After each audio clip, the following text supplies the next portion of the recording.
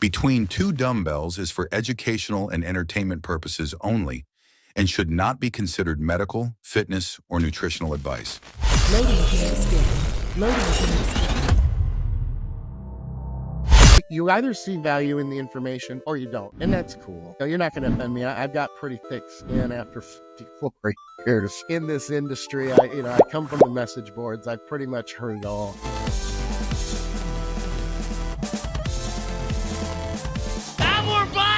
Welcome to Between Two Dumbbells. I'm Skip Hill.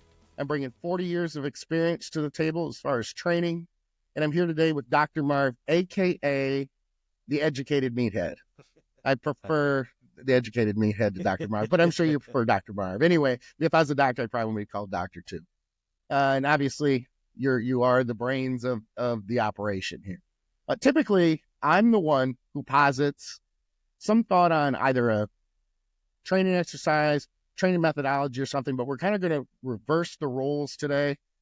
And then the other person agrees, disagrees, argues, debates, calls the other one names, that sort of thing, respectfully, of course. But the cool thing is we don't always agree.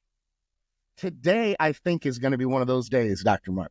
And I may come around. We'll see. Mm-hmm. We'll see. But this is a bonus, I think, too, for the listener or the viewer. Because of that patronizing pat on the back, we're just also smart. So the other thing that I want to add to that I don't want to forget is we're also going to do a follow-up session, and that's going to be something that's going to be kind of routine or consistent with our shows. And the follow-up session will be after the main topic, if you will. And we're going to go back to a past episode. It might be the one we just did the week before. It might be 5 weeks before. And we're going to do kind of a follow-up, and that'll be based on, there may be information that we feel, you know what? We want to add this to that conversation, or I could have explained this a little bit better because maybe we're getting a lot of questions from the viewers. I mean, imagine the viewership. I mean, I haven't even checked the stats yet, Dr. Mark. I'm sure it's in the tens of thousands already. So when we dig into the comment section, it's going to be a very laborious task to get all these questions and then bring them back. But it will be very, very valuable information, I think, because again, as we were talking pre-show, sometimes we talk about something because, well, we know it like the back of our hand, quite frankly, because we've been doing it for so long. And we make assumptions that the listener or the viewer understands clearly what we're saying when that's not always the case. So I'm going to hand it over to you. What do you posit today? All right. So I posit that blood flow restriction, aka occlusion training, is grossly underutilized in bodybuilding and grossly misunderstood in bodybuilding. This one's going to be fun because I'm going to say it's a novelty. It's been around for a long time. See, I'm adding a little bit of attitude to it. Yeah. It's been around for a long time. I don't like to do novel stuff. I don't like to drag chains around the gym and bands and wrap everything up. This just seems like an incredibly laborious task. I think people have been getting huge for a long time by going in the gym and banging and grinding. Convince me otherwise. Very fair. That's, I think, most people's opinion. So let's do a little bit of background about what it is. I've personally been using it since 2010 that we'll talk about, but it was actually created in the late 60s, early 70s by a Japanese bodybuilder. I even wrote his name down, Yoshiaki Sato. He was a bodybuilder and a weightlifting coach, and he realized on his own, hey, if I start putting, a banded cuff around a limb, and training people with that on, people are growing even with lighter loads and getting stronger. Then that happened. He did it. He wrote it in his logbook. Somehow another Japanese researcher stumbled across it and started researching it. It wasn't until the early 2000s where it really started getting researched. I personally learned about it from Dr. Jeremy Lenicky. He's kind of responsible for bringing it out of Japan kind of to the West. And I immediately fell in love with it, used it right away. So I'm using it since 2010. I was just a trainer back then, and I definitely broke my scope, and I was prescribing BFR post-surgery to clients, which thank God nothing bad happened and they didn't throw a blood clot, because I obviously didn't know what I didn't know at the time. So thank God that happened. But BFR, we call it BFR for short, is a pretty awesome tool. I'm going to outline what it does just so people even know what it is.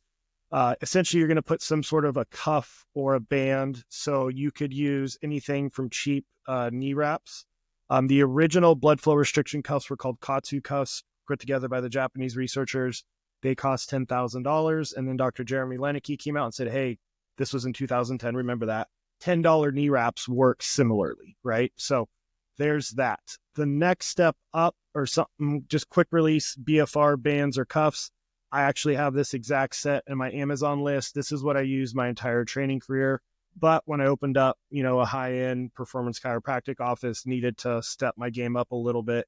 And so now I am a proponent of these. They kind of look like a blood pressure cuff. These are called H+ cuffs. The H+ stands for hydrogen ions, which we'll talk about in a second. But that's what I personally use myself in an office. Shameless plug, I do have a promo code for this. Dr. Marvin says it is FDA approved. You can use HSA, FSA to get them, but they are pricey. So I would say most of my patients and clients go this route because they're around $30. So what you're going to do is you're going to put cuffs on your limbs, so your upper arm, your upper thigh, and you, in a perfect world, you're actually using something called a Doppler ultrasound, where you're measuring the amount of pressure you would put into this, blood pressure style cuff that completely cuts off arterial pressure into the limb.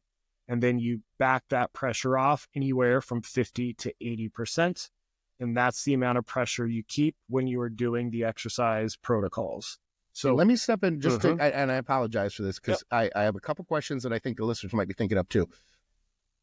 Can you ballpark me? Because obviously, most guys they're not going to run out and buy a Doppler, type of setup. They're going to guess.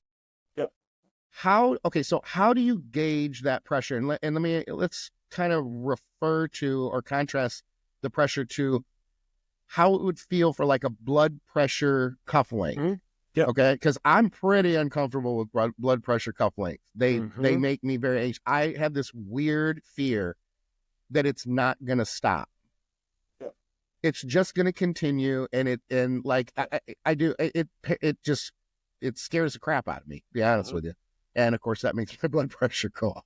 So my readings are big. I think it's called white coat syndrome or something like that. Yeah, so I have that. How do you relate that pressure? And you may have a different way to relate it, but that's what came to mind first was the blood pressure cuff. Correct. So I'm saying the Doppler ultrasound is like by the book, according to the data, the most evidence-based. Most people aren't going to do that. So then what I recommend is, depending on the width of whatever device you're using, dictates the tightness. So this, knee wraps would be about a 7 out of 10 on a tightness scale. And I will tell you when you've gone too tight.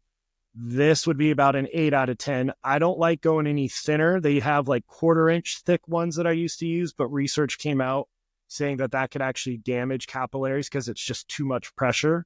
So 7 out of 10 for a 2+ inch thing, 8 out of 10 for anywhere from an inch to an inch and a half would be the tightness. And that's, you're ballparking it.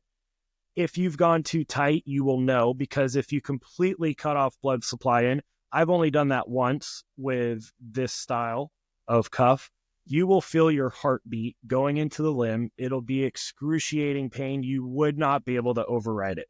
Blood flow restriction is very intense. It's not for the faint of heart. A lot of people poo-poo it, have never actually done it. But if you've gone too tight by manually tightening things down, there's no way you'd be able to push through it, and you would literally feel your heartbeat in that limb. You're going to be in excruciating pain. So then you just back off a little bit. Okay. Another question. Actually, I still have the other one in my brain. Yep. I'm going to ask that one first.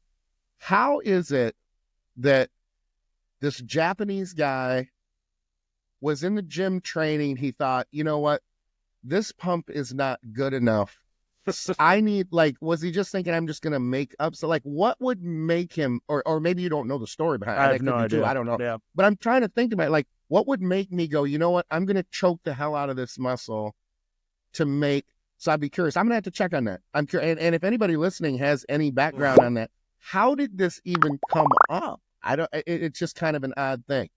Now, the other question is more serious, and that is, are there any concerns from a health standpoint? Okay, that's kind of, and maybe I'm getting ahead of myself. If that's something you were going to discuss, I apologize because my brain's going a mile a minute. Yeah. I'm not, like I said, I've not been a big fan, but I do know that there have been huge advancements in BFR training because of going to Swiss.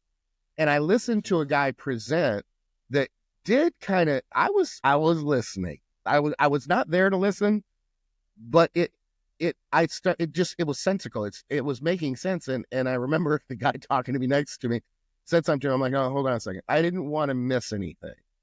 But the health thing is what kind of makes me wonder, much like getting up out of a leg press too quickly. Are there concerns while you're under that resistance, or immediately when you take that resistance off? Yeah, so it'll have contraindications like most things. So like any sort of cardiovascular disease or order, like if you're on blood thinners, you're not doing BFR. Okay. If you have a clotting history, you're not on BFR. Cancer is not like a traditional one, but I don't do anything with cancer because when we talk about how this benefits the body, you would be sending your own local IGF and mechanogrowth factors into the limb. I don't want to do that if somebody has cancer, right? Stuff like that. Anybody with nerve issues like neuropathy where they can't feel their feet, like diabetics, I wouldn't do this on. So there's some contraindications. You can make a really quick Google search, but blood thinners, absolutely not. Clotting history, absolutely not. Uncontrolled blood pressure, absolutely not. I wouldn't do it with somebody with like autoimmune if they have like a flare up of rheumatoid arthritis or psoriatic arthritis, right? So I shouldn't say it's common sense, but if there's any heart concerns whatsoever, absolutely not. If there's any sensation, nerve, inflammatory conditions that are spiked, I would stay away from it. So like what I tell people when I teach them this in office is like, people are going to want to know what you're doing in the gym. And I would strongly discourage from you putting cuffs on somebody else, right? You could tell them what you do, but they're the ones who are going to decide to put the cuffs on themselves just because I don't know how the liability would work, right? But the last thing you want is you don't know what to screen for. Sure. This person has this condition. It's a random person at the gym. You're just being a good gym member and helping people out. And then something terrible goes wrong. So I tell every people will ask, tell them what it is, but I wouldn't put it on them. Okay. Fair enough. I'm going to quit asking questions. You go ahead and run because I got a feeling you got a lot of information. So if there's something comes up, I'll. So like I said, we're reducing blood supply into the limb, but we're pretty much completely eliminating out of it. So a couple things happened, and that what gives us the proven benefits of it. The main thing is, one, this is half serious, half joke. It will be the biggest pump of your life. So you do your blood flow restriction, you take the cuffs off, you wait 1 minute, and then you take your YouTube thumbnail picture and your arms are the size of your head. So that's a great cheat code for anybody trying to start in the online world. So biggest pump of your life, waste products from muscular contraction, hydrogen ions, hence this is the name H+ cuffs, right? Build up to a naturally high levels. So your body literally thinks there was an injury there. So once you take the cuffs off and restore blood supply, the body freaks out that there was an injury and it sends a huge cascade of hormones into that limb. So IGF-1, mechanogrowth factors, and other stuff. So that's how it could help prove with healing. So that's kind of just a 10,000 square view. In terms of actual benefits, we do know that it can increase muscle growth, similar to heavy loads without taxing your joints or nervous system. Typically, it's derived from the metabolic stress and cell swelling because of, everything's trapped in the limb. So it's going to go to unnaturally high levels. The whole metabolic stress is that a driver of muscle hypertrophy, like Brad Schoenfeld's once thought. That's a little iffy, but BFR is the one case where I go, okay, yeah, that probably is. It will impact type 1 and type 2 fibers. Type 1 is slow twitch. Type 2 is fast twitch, which usually light, and you're only going to use lighter loads, so I will give the protocol in a second. But usually you have to do super heavy loading, explosive movements to activate type 2. But type 2 will get activated with lower loads because what's going to happen is the type 1s are going to fatigue, right? And then the type 2 have to kick in. So it does build muscle growth, but we do think it gets a little bit more muscle growth with type 1, which have less growth potential than type 2, but it is something I still think could help. So directly, it has been shown to increase muscle growth. It'll also been shown to increase strength because it helps something called motor unit recruitment. So again, the environment, the lack of oxygen, the acidic environment from all the waste products building up, the body freaks out. It's not natural response. So it starts to increase motor unit recruitment, and it'll lead to long-term neuromuscular adaptation. So that's how it can help both strength and the mind to muscle connection.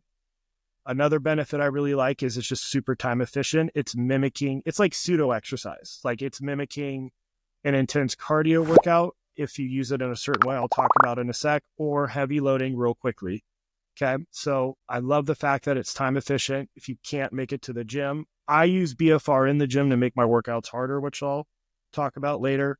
You're on vacation. You want a quick pump before a wedding. So you're looking jacked and massive. Like, you could fit it into your day. I also like it for lagging body parts, which we'll talk about in a little bit too. We do know it's great for endurance. A lot more research has come out as of late of the endurance benefits, which I know bodybuilders are going to go, I don't need that. Just stay with me for a second. So it will stimulate like a high intensity aerobic workout. So it literally will trigger something called angiogenesis, which is your body will start creating more blood vessels. So like I personally like when I'm leaner and I'm super vascular, my woman hates it. You want to be even more vascular, you start doing BFR, you will have blood vessels everywhere. Like the perfect example is Paul O'Neill. You know, he had his horrific powerlifting accident. I helped him with some blood flow restriction protocol stuff because he had a double quad tendon rupture on the platform.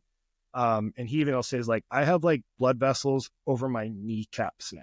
Never had that before, right? So it'll do that. It'll help with your lactate threshold, which is great for like very intense workouts.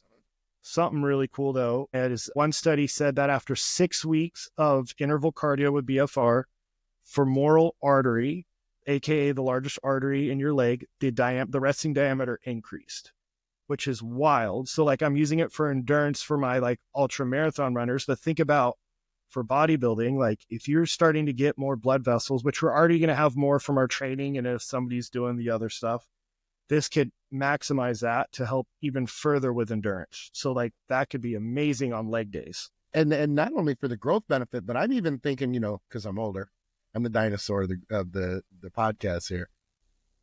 From a health standpoint, because, you know, the elasticity of our, you know, veins, arteries, that is so vitally important to be able to flex. And so my brain is automatically thinking, if there's any type of narrowing there, would that, of course, they become stiffer and more brittle. But the point is let's say this, you correct me if I'm wrong. I look at it as if there's more elasticity or there is that bigger highway for cars to drive down, then that would be a healthier situation for a health and longevity stand from a, okay.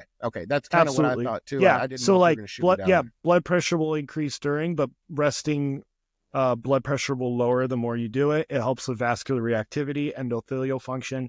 They theorize the diameter of the femoral artery, and that's just one artery. It's going to happen in other arteries too. Like the popliteal artery, they found it. We think it's like the shearing force of it, the body's response to it, is to make it handle loading better. So yeah, so there's a lot of good cardiovascular benefits. Again, you have to be healthy enough to do it. But if you can, the cardiovascular system benefits are pretty wild. And we're just scratching the surface of that. Like we really are. Yep. So more research is coming out. I already talked about how it'll, you know, your body will create more IGF-1 or mechano growth factors, which is IGF for muscle. So that'll help repair and recovery. So I'll even have people, if they're training super hard, they do their leg day and then they just put the cuffs on and ride an exercise bike at the end of their workout for 5 to 10 minutes. That'll help facilitate recovery. And then we do know it's nice, especially if you have an injury, because that people most think blood flow restriction is injury, which yes, it is. That's what I thought too. Correct.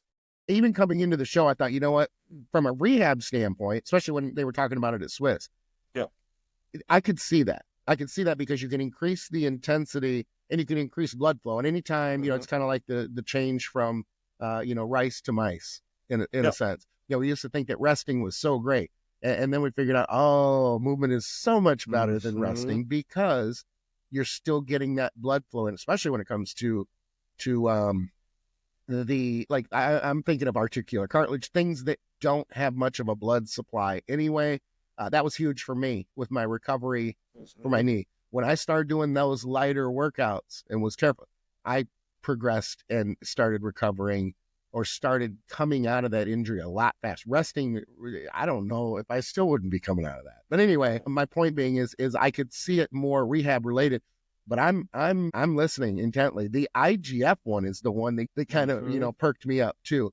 I would not have thought about the cascade of hormones wanting to rush in there. Okay, good stuff. Keep going. You got me. Yeah. And we do know BFR will reduce pain signaling for 24 hours. So that's super helpful as well, especially if you got, little tweaks in its prep and you still got to keep training. You could do something to help with pain thresholds. Obviously, it's joint friendly, which is super nice. If you've got a cranky elbow, you could still train your arms. And I'll give various ways of how I program BFR, both as pure rehab and office treatment to performance to strength gains. I'll even use it for powerlifters. So we'll talk about that in one sec, but it is incredibly effective without loading your joints or your nervous system. Like think about, super lean on prep the last 4 weeks. That could be a great tool. Yep. And then, yes, we've already talked about it. Rehab and injury prevention. There is research on ACL reconstruction, just to show you how effective it is. They just do, and I do this protocol in office, cell swelling, where you put the cuffs on the injured leg for 5 minutes on, 5 minutes off. You do 3 to 5 rounds. ACL reconstruction surgery heals 30% quicker from that alone.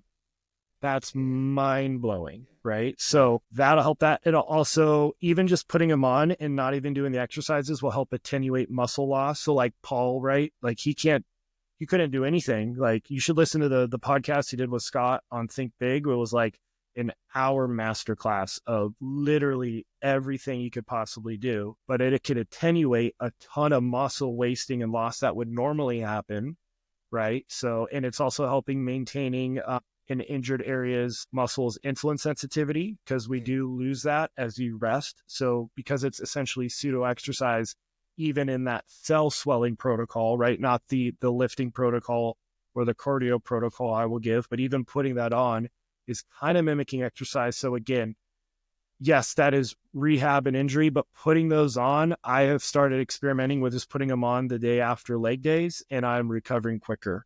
So that's something somebody could do. Now, I don't know if any research has been done on that. This is me saying this makes sense to me. Sure. And I've only, gotten serious about training and eating within the last 2 weeks because I was coming back from injury and I did what we all do, right? And so I'm going to be doing that for a while if anybody else wants to try that. And they've, I should say you should be medically cleared before you do BFR. So let me just do that to CYA. But I'd be curious if other people start doing that, is if they feel like they're recovering quicker as well. So that's kind of like what the history of BFR, very briefly, what it does, its mechanisms, and then I want to share how I use it. We'll start with like just real quick rehab, acute scenarios, but we'll talk about how I use it to make bodybuilding even harder and funner. So obviously in office, if there's an injury, BFR is great. It's a way to load an injured area to help facilitate recovery. I am now combining, and I don't have a video ready, but I don't think people care too much, but I'm doing the cell swelling protocol where I put the BFR cuff on that leg, and then I'm doing my shockwave therapy simultaneously. And it's like 1 + 1 = 17, because shockwave is increasing inflammation in injured tissue, right? So you're already doing that naturally, and then you're using the BFR to tell your body to send all its local growth factors into that limb where you've already stimulated the inflammatory response and damaged tissue. It's like 3 or 4 shockwaves in one. I'll also, from a rehab standpoint, put cuffs on their legs and have them start riding a bike post meniscus surgery or other surgeries once they're cleared to do so. So that's great for as well. So that's like traditional rehab. Let's talk about what everybody wants to know is, how do I use this for bodybuilding? So one, yes, novel. When you use the word novel, I agree. It can be a novel stimulus for hypertrophy, and you could use it in a couple ways. One, if you, just want to like touch up on arms a little bit, you could do one BFR arm session on your leg day. And that's another stimulus of your arms, right? To bring up a lagging body part. I don't think BFR should be used year round. I think it's best in cycles, right? Because it is just another way to add a different type of stimulus. So you could simply do that to touch up on it. You could also do it to help with mind to muscle connection and strength. So if it's a lagging body part, and I've got a couple examples I'll pull up in a second, but if it's a lagging body part, like here is a great young natural amateur bodybuilder. So these are the cuffs we're doing. We already did the Doppler ultrasound. So we're going to put the cuffs on, and he wanted to bring up his biceps in the off season. So what I said is, hey, how about you do blood flow restriction and then train your arms? So this is the only exercise protocol I recommend, is from Dr. Jeremy Lenicky. it is 30% of your 1 rep max. So super light loading, AKA just that light band. You can see the look on his face, and he's cussing and grunting and groaning to get through. So 30% of your 1 rep max. You use 30 reps, 1 second up, 1 second down. We're going after a pump. Slow negatives or eccentrics do not increase blood flow to the pump. You can see how like he's getting mind blown right now already, and that's Yeah, it first doesn't look round. like fun. You use the word No. fun. I don't Yeah. know if that that might not be my the right version word. of fun is kind of like John Meadows' version of fun. Yeah, Yep. the results. Yep. Results are fun. Yes. Results correct. are fun. Yeah. So you do 30 reps, 1 second up, 1 second down. Please don't do barbell back squats. Like the whole goal is it is safe, reduced loading, controlled. Then you're going to rest 30 seconds, and then you're going to do 3 rounds of 15 reps in between each. So 30, 15, 15, 15, wait 30 seconds, cuffs off. Okay, so that is the protocol that I recommend for exercise. 30, 15, 15, 15. You could see like he's like tripping out and looking at the pump. So remember how I said it increases motor unit recruitment? You also have a wicked pump. So now he would go train his arms. It's crazy. So you already have a shirt tearing pump.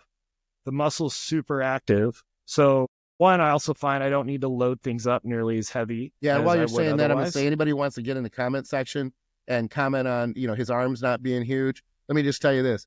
Anybody who makes a comment like that doesn't have huge Mhm. arms anyway. So Correct. don't make the comment. And he's a super young natural guy who has made massive progress. Exactly. So that's one way to do it. So here's an example of how I do things. And this is an old video. And I'm a doc. I've never claimed to be a good bodybuilder. So I'm doing BFR. And to make it extra fun, there's that word. I'm using the boxing mitts to increase the stretch in the bottom. Now, I do a full 260 millimeters of mercury, which is incredibly tight on my legs. So that's like the blood pressure cuff. I sit in the stretch position, which makes it even funner. And then I immediately go and do a 1 all-out myo rep set on pendulums. No. That combo is brutal. 2 movements, your quads are toast. I'll also do what's even worse than this is probably, and then just FYI, loaded stretching right after. Oh, So yeah, those those are 3 fun, too. movements, you do those BFR leg extensions, a myo rep all out set on pendulums, and you're smoked. Who's that guy? Oh, that's you. Yep. And then that's AI. That highly- is so AI. No, that's I'm a kidding. no, that's from a magazine article. I'm teasing, I was I'm teasing. yeah, that's that. And then real quickly, you just put cuffs on and you ride a stationary bike. So that's what I'm referring to. Okay. Okay. A question that came out from these 2 videos. Yep. I thought, because again, I just came into this show. I'm going to be honest. I came into this show very ill prepared because I knew you were going to have so much information, honestly, and I haven't looked into it in quite a while. But there's already some things that come out and go, I should be looking into this more. Mm-hmm. Here's an example. During the bicep demonstration where he's doing the curls, I noticed that the compression, that the restriction was what looked to be directly over the bicep. Now, when I've seen it in the past, like, because we make shift sometimes, so I thought that the restriction for a bicep curl would be at the top of the bicep, almost between the delt and the bicep, limiting the blood flow down. But that looked like it was pretty much right over the bicep. Yeah, you just try and get it as high up in your arm as possible. Okay. Yeah. All right. Yeah. Gotcha. And he didn't want to go shirtless in the video because it's off season. So those cuffs will come slightly down over a t-shirt. Gotcha. Right. So Okay. you do your best. Okay. Another way I do BFR in the gym, I think this is way worse. One of the worst things you could possibly do, and I'm using the word worse on purpose, you do BFR with deep leg presses. I could think of very few worse things to do. So you do BFR round 30, 15, 15, 15 on a leg press. So I only do 2.5 plates aside, but I'm getting all the way down, hams on calves. You do that, and then you go do your quad movement of the day, you're smoked, right? So that's how I like to use it. So that's for just straight up hypertrophy. I can use it for strength, right? Now, you wouldn't do Dr. Jeremy Lenecke's protocol of 30, 15, 15, 15, because that does fatigue you a bit, right? So when I did, a lot more one-on-one training, if somebody is at a strength plateau, and I've had a couple powerlifters do this on their own, is say you're stuck at like 405 on back squats, like you just can't get past that plateau. I would then have them do, 15, 15, 15 only on the leg press, doing the BFR. They've already warmed up their squats. While they're doing the BFR, I will go sneak a 2.5 or more on each side of the squat. They do that abbreviated BFR. They take the cuffs off. They wait 3 to 5 minutes. Then they go to the back squat. And 99.9% of the time, they will smoke that weight, which is also, remember, we've snuck more weight on there because it helps the motoring recruitment. That strength benefit seems to help more with lower rep stuff, not widowmaker stuff, because you already, think about, you already have so much blood in the muscle, right? And there is hypoxia happening, which is less blood, oxygen available for the muscle. Like that will sap some of your endurance. That's why like doing that myo rep set right after is murder, but that also helped my cardio way more than any treadmill walking, right? That combo. Okay. So you can increase strength levels. You're coming back from an injury, right? Obviously, they work really well on vacation, but I use BFR to make my workouts harder, right? On arm day, I will BFR and then I'll do my regular arm day. Loads don't have to go as high. You'll feel an even better contraction. It's already full of blood, so this helps lagging body parts. If somebody can't feel their hamstrings, they do a couple weeks of doing BFR leg curls, and then they start doing their hamstring movement. By week 3, week 4, they're starting to feel them recruit. I did in a story, I've actually switched to where now I'm doing leg curls and then I'm doing blood flow restriction RDLs. So that's been another brutal way to do it, because now it's full of blood when I put a stretch on it. So that's why I'm a big believer in BFR. And then if you're doing it for just recovery, the cell swelling protocols, just put them on your legs and hang out. Or I would recommend riding an exercise bike. Obviously, I'm not the biggest person in the world, but even with my thigh size, I try to wear the cuffs and walk on the treadmill once, and it was Chafe City and then some. So any sort of leg development, you're probably going to want to be using an exercise bike. But for me, when it comes to BFR, I'm smashing on it all day long. I want to hear your smash or pass now, but I think it's something people should try. It's brutal. And I promise if you do it kind of how I just showed, where you're doing your warm up, you're BFRing a muscle, and then you're doing your normal movements, like it opens up a whole nother world of fun or pain and suffering, however you want to view it. Okay, one more question before I smash or pass. Mm-hmm. Are there muscles that you can't use? Because there seems to be that. Yeah, so it's limbs only. Like, terrible joke, don't put it on your neck. This is never in total substitution of heavy loading. It's an addition to or an adjunct to, or it's great for even if you're only going to do it on like a deload. Have fun with it. It's the biggest pump. But you won't be able to blood flow restrict your chest or your back. So that's when, if I'm having somebody do... What about delts? Delts, underarm, right over the top of them. In theory, with the quick release, you could kind of put them like this, but you wouldn't be able to do that with the blood pressure cuff style, right? But in theory, I've seen people try to do delts with it like that. I can't say one way or another. To me, I feel like that would be somewhat feasible, but you're going to have to experiment. And if somebody's done that, comment, let us know. I'd almost think that it would have to be a thinner, and you said to stay away from that thinner compression. The 1/4 inch thin you don't want because it will damage capillaries. Right. And that being under your armpit, if you were trying to do that, I guess what I'm saying is that it sounds like it seems in my head that if I'm going to do, say, side laterals, and the material would almost be too wide and too thick underneath the arm. Yeah. And then if you don't shave, you got a bunch of nerves there. So like, yeah, if you're, your ring finger and your pinky's starting to go numb and tingling, you're putting pressure on your ulnar nerve in the armpit, so you'd have to reposition it. Yeah. I get that from knee sleeves, or front. I say knee sleeves, elbow sleeves, but I use knee sleeves as elbow sleeves. And then one last caveat, because I forget every few years, calves with this. Every few years, I think it's a good idea when I'm on vacation to BFR calves, and I put them right below the knee, and I do standing on a curb, and then I can't walk for 2 weeks. So if you're going to do calves, I'd recommend still putting them up high on your thighs. For some reason, it's interesting in the gym, I could put the cuffs right below my knee and do a seated calf raise. for the soleus and be fine. But the second I put a loaded stretch on my gastroc with BFR below the knee, you are crippled. So don't do that. Great for hypertrophy, great for soft tissue recovery, right? But just if you want to be able to walk, if you do your calves, you're going to put them up high on your thigh. Now, you said to only use them for limbs. Would it be incredibly unprofessional for me to ask you to define limb?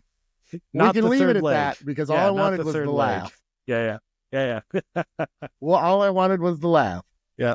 So it's okay. So smash or pass. I mean, I'm going to be honest. I'm not even going to try to like drag it out.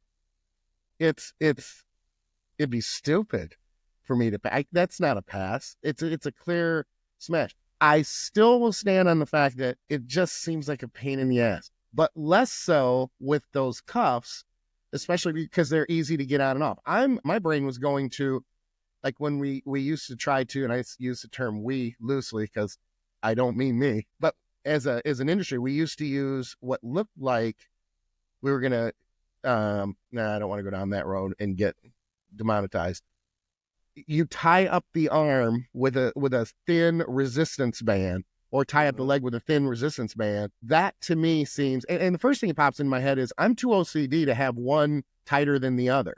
So with the cuffs you just showed, they look to be, it would be easier to make that pressure even on both sides too. So yeah, I'm thinking again, bis, tris, legs, possibly delts, but yeah, it is limited then to the limbs. It's an absolute, it just has to be a smash. Now I've got to try it. Now I'm just mad. I gotta do more in the gym than I'm already doing. But it just sounds too good to pass up. So it's an obvious smash. Awesome. So I don't want it to be, but it's an obvious smash. Yeah. And again, nothing's going to work for everybody, but every time I've shown it to somebody, you saw the guys look on his face, they're like, what the hell is this? No matter if they're Highland Games, bodybuilders, strongmen, powerlifters, CrossFitters, it's awesome. It's not for the faint of heart. Usually if somebody's doing legs in the office, they're going to do a TRX squat, not just a body weight squat. Because remember, 30% of your run rep max, nobody knows what that is, so you're going light. On vacation, for Thanksgiving, I'll do Bulgarian split squats, body weight only. Holy hell. With the cuffs on, murder. But I think it's a great tool. You're not going to use it year round. It should be used cyclically. It's not in total replacement, but I want to get an extra stimulation to this body part, whether it's your arms or your hamstrings you want to touch on again during the week. Do some BFR leg curls, right? Or making workouts harder. Just thought of one thing, because it was my knee problem that came out. I don't have knee problems anymore, thankfully. But if this were 4 years ago and I was having my knee problem and I wanted to use it to increase blood flow to the knee, where would I put that pressure? Would it still be at the top of the quad? Yeah, because it's going to go in the whole leg. Yep. Okay. Yeah, and I purposely do BFR because I'm going to need a knee replacement. I was hoping to make it to 50, but I don't think that's going to happen. So I will, it's one of those things where you hear somebody say something, you're like, why the bleep did I not think of that? So I will ride a stationary bike for 1 mile in the middle of my workout. I stole that from you. And then I'll do my BFR movement. Now my knee is so damn full of blood and lubricated, I could get through my squatting motion and I could survive it otherwise.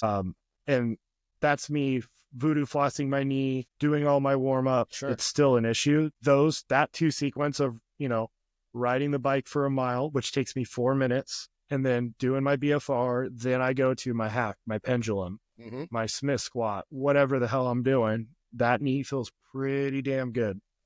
I will not start my leg training without my ritual of the backward treadmill, the resistance bike, and I have my set amount of, I don't increase the intensity anymore. I just have specific intensity levels that I increase during the time that I do it, and it never fails. One time, Dr. Marv, I did something different. I went and I thought, you know what? It's been a year. I'm going to use knee sleeves again. It didn't take me 3 sets of warming up and starting to build that it started to irritate me. And I literally thought to myself, this hasn't irritated me. It was very minor, mind you, but it was enough because you're so tuned into those past injuries in that area that I'm like, I immediately took it off. Fine, nothing there. Nothing there. I understand someone could be saying it could be psychosomatic. What I believe it is, and I don't want to go down this rabbit hole because it's not along the BFR line strictly, but it's the gathering of the material behind my knee that leverages my knee in that bottom position when I'm seated in a squat position. I honestly, and I will not, for that to happen again after that long, and even though it was minor, and then take it off and not have that, I will never wrap my knees. And I'm 50, I'm coming up on 55. And my knees are great after they were garbage, to the point where I was told by 2 specialists, you better find something else to do outside of squat. And I did enjoy sending that video to them. It wasn't huge, but 315 and not a ton, 8 to 10 reps, something like, but they were rock solid. And I sent it to both of them. They were just like, good, call me. What did you do? So it was. I hate very, providers who do that. That's my biggest pet peeve. I did too, but I will say this. I almost needed it, because what it did was it made me, when I left the office, I thought, it was the second time, I thought, you know what? I know too much. I think I'm going to figure this out. I think I can figure this out. Now, it took a long time, but the point is, it doesn't even really matter how long it took when I thought I was done. Yeah. So for my knees to be in the condition they are now, coming up on 55, and it's not even the age, it's the training years are like dog years. Yep. I've trained for 41 years. Even when you do that right, those repetitions, even with correct mechanics, it degenerates. It's degenerative in and of itself. It's just repetitive, repetitious motion. So now, I mean, I have a lot of extra years in there, but nonetheless, I'm good right now. So do we want to take this opportunity then to transition to the follow-up? Yeah, real quick before we do that, I have one minor correction. Because I know somebody's going to watch the video and they're going to say, oh, Dr. Moore, blah, blah, blah. So just so we're on the same page, because I didn't want to interrupt your train of thought. If your arm is forward and I'm rotating this way, that is still externally rotating the shoulder. I just quickly said internal for the sake of the conversation, but somebody's going to say that. So how do you know which that's doing is it's based on what's called anatomical position, which is you are standing, but your palms are forward. So that's the position. So when I'm standing, my palm is forward, right? That's anatomical position. And then are you rotating towards the midline, which is internal? Are you rotating away from the midline, which is external? Hence, in this position, that's an external rotation. So just so biomechanics people don't say I'm a complete idiot, right? Yeah. Well, say call me an there's idiot for always that something one else. Yeah, there's always that one or two people out there. But I wanted to to bring up, and then like Skip said in the beginning, because this is episode 3, we're recording it. We launch it officially tomorrow.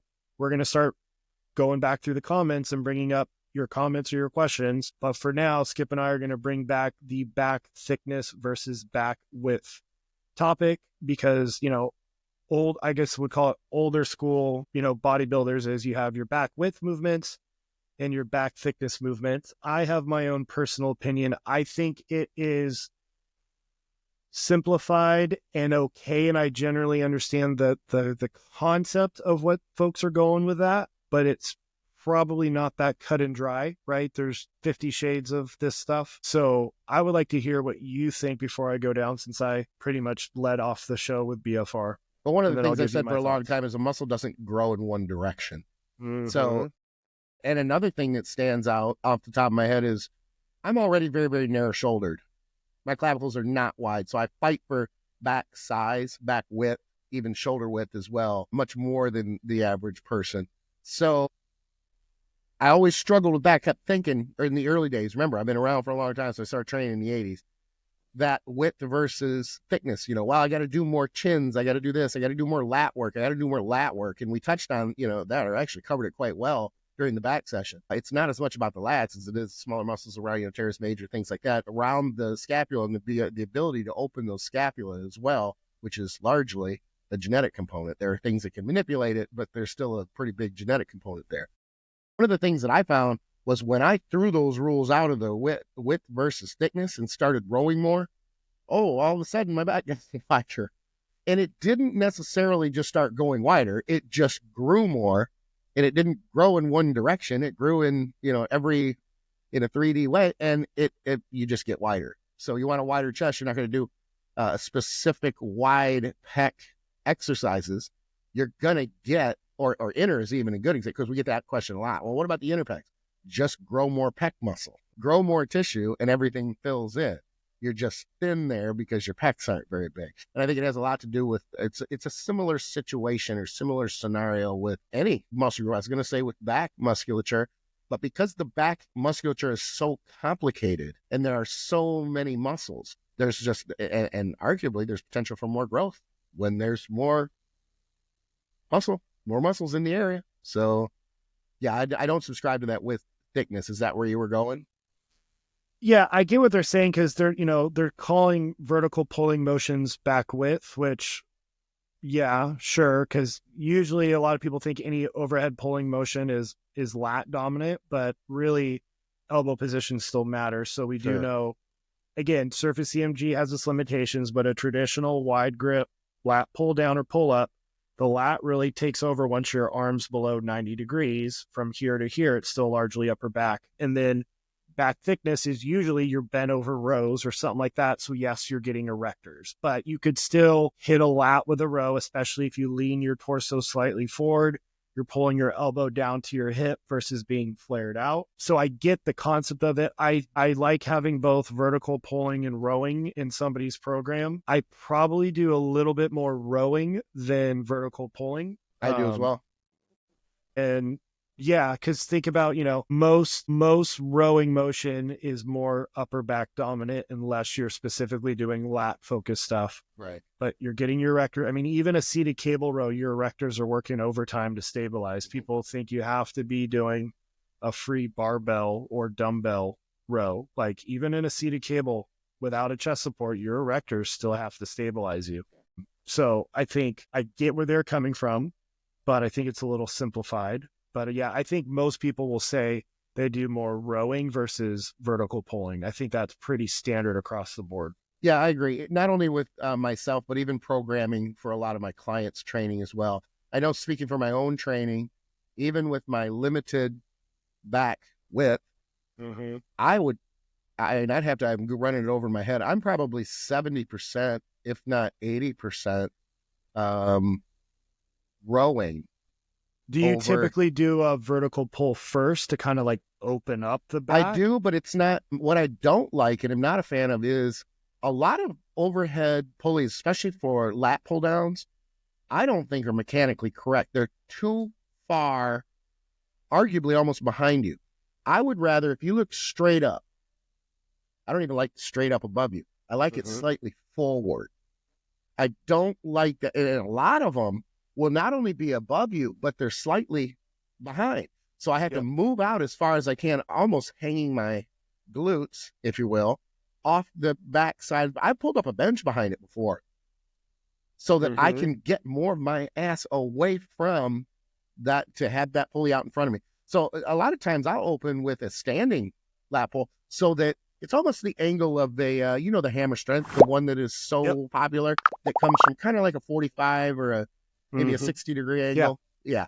I think that angle for me, with my narrow clavicles and the way everything is set up for me with my body, that's going to give me more lat involvement than trying to pull something down vertically straight over my head. It just doesn't activate the lats as much. And I want to add this before I forget. I'm going to posit as well that a lot of the bigger guys, and when I say bigger guys, I'm talking about, your 240 or 250 or 230 in there, who are doing lat pulls very heavy, arguably even chins, but a lot of guys who are that big don't do chins.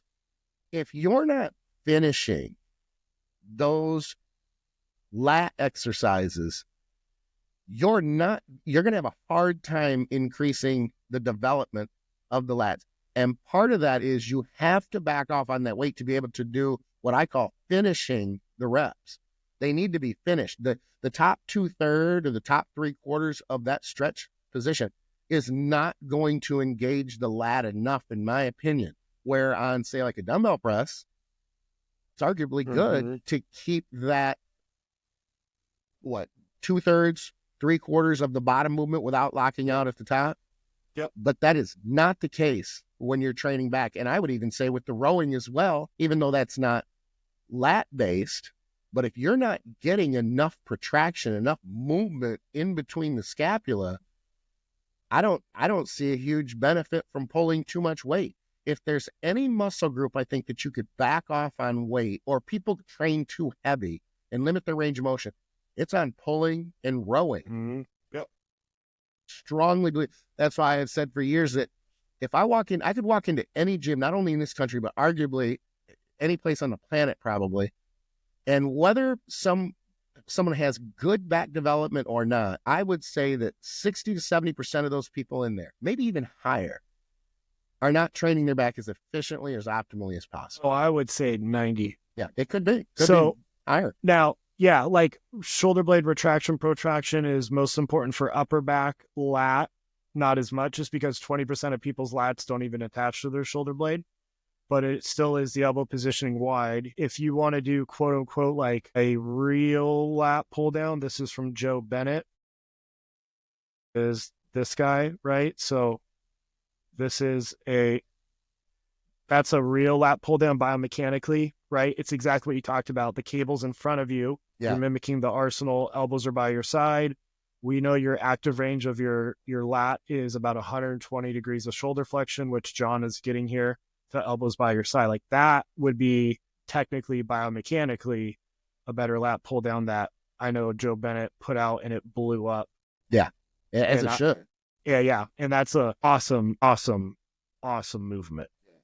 Yeah, I like when people put out information. There's so much information out there. I always refer to it as a giant sea of turds. There's so much information that is not good. It's not necessarily bad, but then there's a very limited amount of information that is really, really good. And I think it would suck not knowing where to find that information. Who would know? You got to know Joe Bennett knows his shit to be able to know that information is rock solid. That's good stuff in a giant sea of turds. Yep. So yeah, and on a secondary tangent, I am not a fan of the whole 20 pounds on the cable, you're kneeling, doing a super slow side bending. Sure. I'm like, where's the mechanical tension? Yeah. Like, I know it feels hard because you're fully shortening, because the lats do require a little bit of that side trunk or torso side bending because it does act on the spine. But I don't see any really massive people on the ground. It's always I hate to make blanket statements. I don't like people who speak in absolutes. My kids will tell you, my wife will tell you, I don't like to use ever, never, that sort of thing. You can't do that. It's not a good idea. So I'll say this. It's frustrating to see, as an observation while I'm in the gym, that the vast majority of people who are doing those movements are very thin, newbie trainers who they saw it on the internet and this is the way to do. Now, the one thing that I think is good about it is this. It will teach them how to feel the lat, because they probably aren't going to feel in such a complex musculature with the back as a newbie if they go in, they just start doing lat pulls and chins. Typically when we start, we come up with the mechanics, or we develop the mechanics that get us from point A to point B as many times as possible. It's not about that connection between, with the muscle and that sort of thing, in the stretch and squeeze, because you can't, that's not a level that you can understand.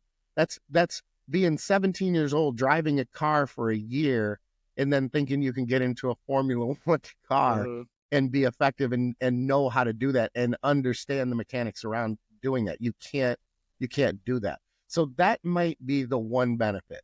I still think it's frustrating, because while that might be a benefit for them, I train in a small gym. They're in my way. Go do that. Go do that somewhere else. I don't say anything. I'm not like that. But they're getting out a sniper rifle or a scalpel, and they've never used a shotgun or a hacksaw. Like, so that could be your finisher after your meat and potatoes traditional lifting. Sure. But yeah, when I get tagged in those videos, I'm like, man. That's not what I'm trying to tell people. But to each their own. Like, if you enjoy doing it, training should be enjoyable. So great. Mind if I take us out? Absolutely. If you enjoyed the show, be sure to like and subscribe to our channel. We want to hear your feedback. If you have a topic that you think would be a good idea or that we may be interested that you want us to cover, we want to hear about it. Finding the material, it's relatively easy to do because we're just starting, but sometimes when we hear a topic from somebody, we go, that's a really good topic. If you have further questions about the current topics that we discussed today, let us know, obviously, in the comment section, because we will come back and do a follow-up if there's a lot of interest, or if the questions kind of make us feel like, okay, we should have covered this part just a little bit better. Check out True Nutrition, of course, to get your Team Skip blend. Got to get that in there. Use the discount code SKIP. There is a reason that other top contest prep guys, other than myself, have their clients use my protein for years. Reach out to Dr. Marv on IG at The Educated Meathead, correct? Yeah, so it's the Educated Meathead _com, or the one I'm most active on is my personal at dr.marvin.saysdc. I had to think about it for a sec. Can they find all that at theeducatedmeathead.com?